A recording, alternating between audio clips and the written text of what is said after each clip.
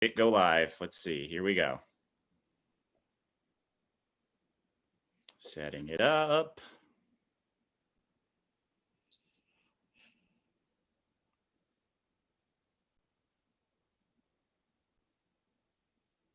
Okay, we are live. All right. Welcome to the fourth and final part of the serialized reading of Conflict of Interest. So previously on Conflict of Interest, Tuck Brockton had a disastrous interview with Emma Embry and is licking his wounds and trying to pick up the pieces of his shattered ego with the help of his friend and editor, Chloe Shore. And he's going to venture into another interview with somebody new in this final segment. Hi, I'm Tristan Andrews-Preston, and I'm playing Tuck Brockton. Hi, I'm Adrienne Paquin, and I'm playing Chloe Shore. Hi, I'm Danika St Denis, and I'm playing Kay Summers. Let me get out of here.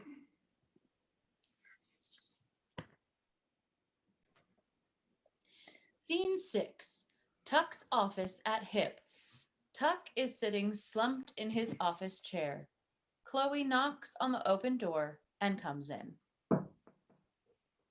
So, how are you doing? Not great. I figured.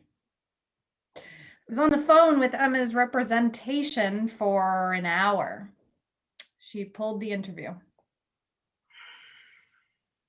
I figured. I'm sorry. I know we needed it. How's the publisher taking it? Don't worry about it. I'll handle it.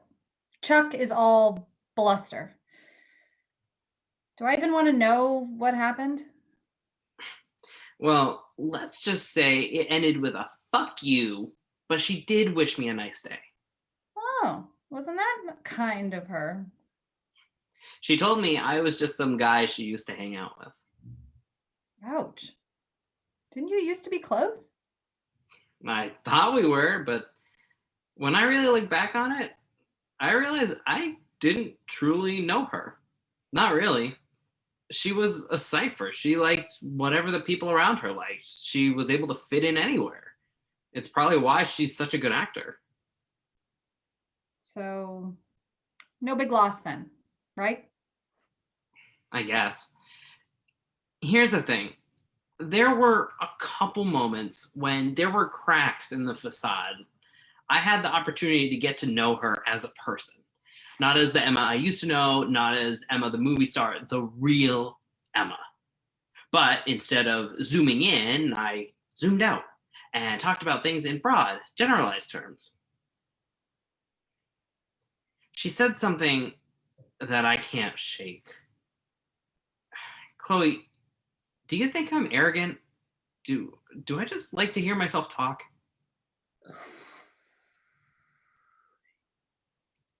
You like to be right. You like to argue. To people who don't know you, you can come off as full of yourself. Well, that's a honest answer. You know, you could have given me a heads up that I'm a pompous pontificator. It isn't necessarily a bad thing.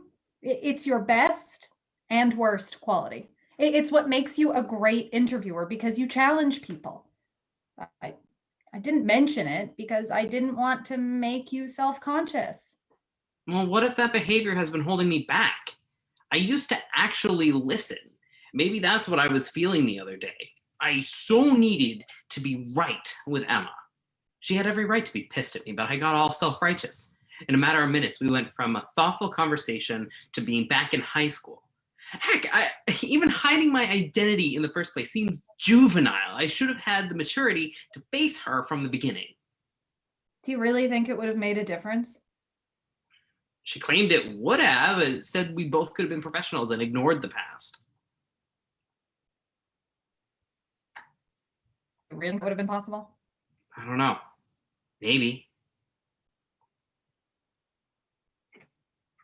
I'm sorry I pushed you into doing this and causing all this grief. If I'm being honest, it was more than just wanting it for the magazine. I wanted it for myself. I never told you this, but back when we were in college, my mom's high school sweetheart came back into her life. He was her white knight. She'd lost her job, and so he helped her get a job working at the real estate company he was part of. It was like something out of a movie. That's really sweet, but I'm not seeing the connection. Just stay with me. It was sweet until he turned into an SFF. SFF? Stupid fuckface. Ah, so what? He made this grand gesture of moving for her just to dump her? Yep.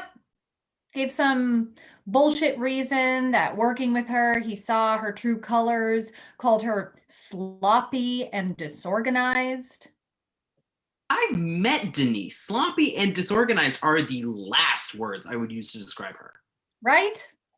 After that, I sort of closed off to that sort of rom-com love story, to love in general. I became jaded. I put all my energy into my career. I didn't have any time for SFFs. And then here comes Emma and a chance for a picture perfect reconciliation. I really needed you to get that fairy tale ending. On a certain level, I was hoping this might renew my faith in that sort of magic. It isn't your fault. I could have said no at any point.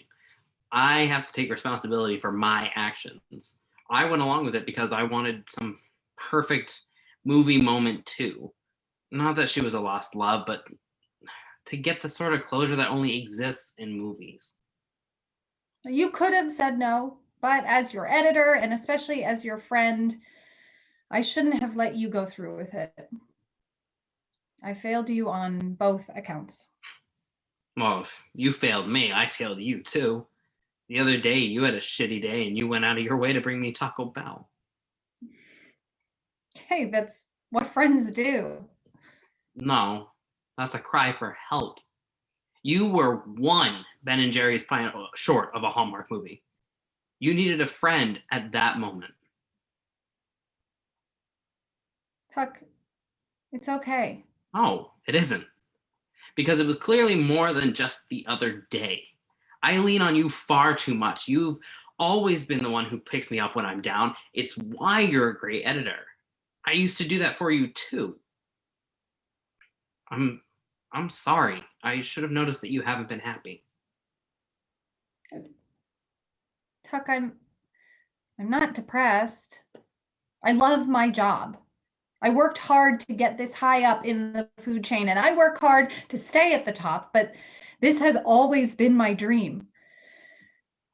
But I need to work on me some more. Regardless, I should have noticed.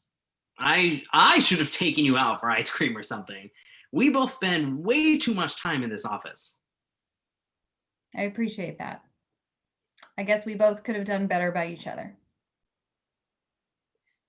You know, there might be a happy ending in all of this after all. Oh? I've been retracing my steps. Sort of like one of those choose your own adventure books, like where you make the wrong choice, you can go back and see where the other path would have gone. We can't do that in life, but we can go back and try to see why things happen the way that they did and perhaps come to see the bigger picture. Okay. So how does Emma fit into the big picture? Emma is what brought us together. That conversation on the bench is the origin story of our dynamic duo. Well, sure, but we had classes together. We would have met sooner or later. Yeah, but the first encounter started us off on the right path. Our friendship started there. And maybe this is just me struggling for closure, but I'd say that losing Emma as a friend and gaining you as one is more than a fair trade. Aw, Tuck. That's a really nice way of looking at it. If Emma truly is the reason we are friends, maybe I should call up Emma's agent and have her thank Emma for giving me my best friend. You're my best friend too. I don't know where I'd be if I hadn't met you. Truly. Probably working at a movie theater, arguing with teens about their shitty taste in movies. You're probably not wrong. You balance me out. And you're one of the only people who gets me and can keep up with me. That means a lot to me. Well, it's true. Even with my grand revelation, I'm still very much feeling all of this. I'm gonna go home and lick my wounds. Well, you do owe me a cover story. Really? That's your move right now? Come on. She seems really cool. Trust me, this one will be fun. You said to trust you about Emma too. Hey, we all make mistakes. All right, set it up. Scene 7, Cafe 80s. Tuck sits waiting as Kay Summers approaches the table. She is dressed in a miniskirt with a low-cut top. Hi, I'm Kay Summers. You must be Tuck? I am. Do you mind if we just get straight to it? No, that's fine. So, as a model, how do you feel you are as a role model? I hope that I'm a good role model.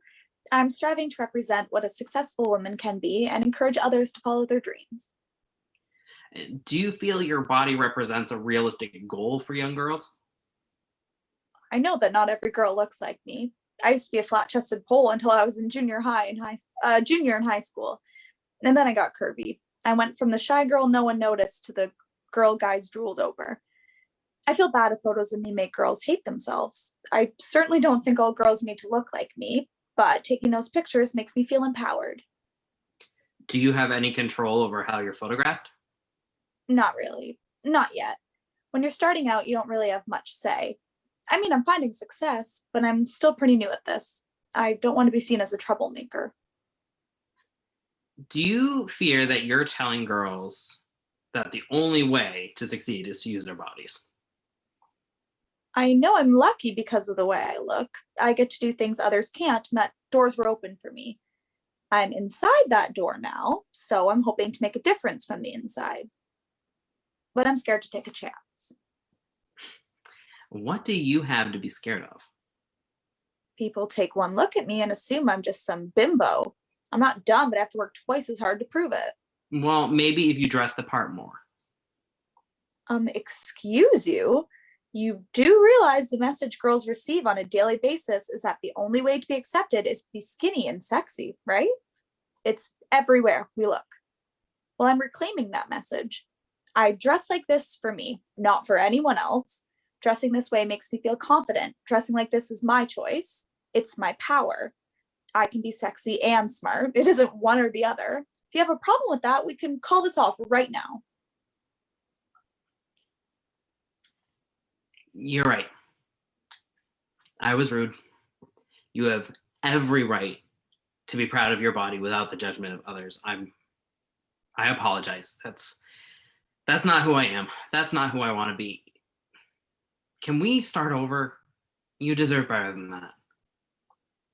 Sure. I swear, that's not me. It's just, let's say I've had an interesting couple of days that have nothing to do with you, and I shouldn't have taken it out on you. Oh.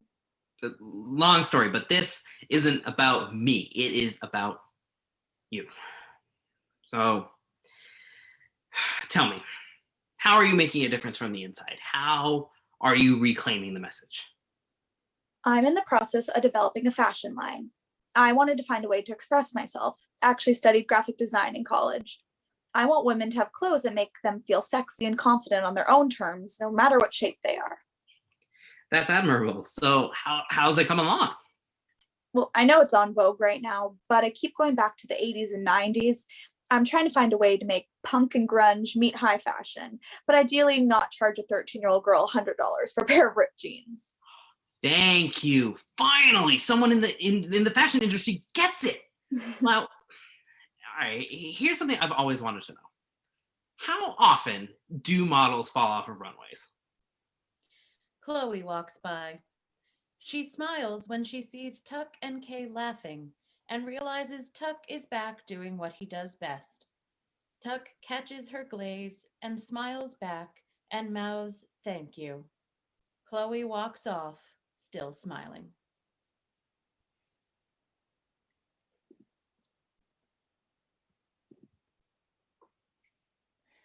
And that's it. Yay. Thank you to my cast this week and in the previous weeks, and thank you to everyone who's watched this sort of experiment in serialized theater. I don't know if it worked or not, but it was fun.